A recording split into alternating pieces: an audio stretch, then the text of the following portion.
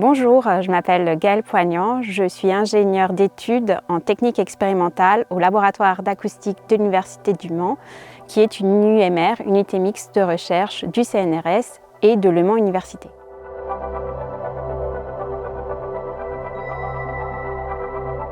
Je travaille dans le domaine de la thermoacoustique, qui est un champ de l'acoustique qui s'intéresse à la conversion d'énergie thermique en énergie acoustique ou inversement. Dans cette thématique, on développe des machines thermoacoustiques, que ce soit des moteurs thermoacoustiques ou des réfrigérateurs thermoacoustiques.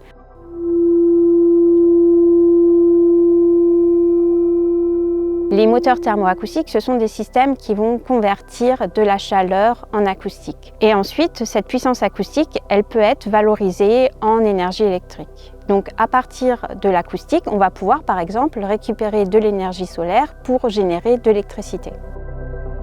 Notre objectif, c'est d'une part d'avoir une meilleure compréhension des phénomènes qui prennent place dans ces systèmes et de développer des machines thermoacoustiques, que ce soit des moteurs ou des réfrigérateurs.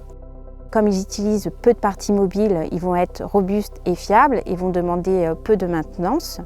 Un autre avantage, c'est qu'ils ont une efficacité équivalente aux autres systèmes sans utiliser de gaz nocifs pour l'environnement.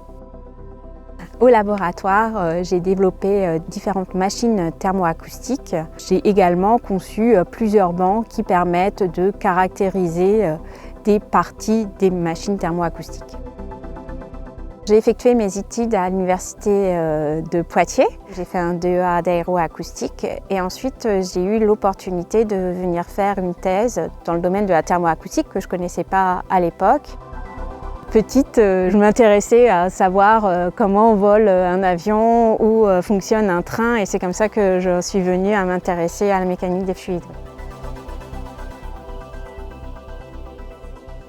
Je participe régulièrement à des actions de dissémination scientifique qui sont des actions qui permettent de faire découvrir au grand public les démonstrateurs thermoacoustiques, mais pas seulement. Ça permet de faire découvrir l'acoustique au plus grand nombre.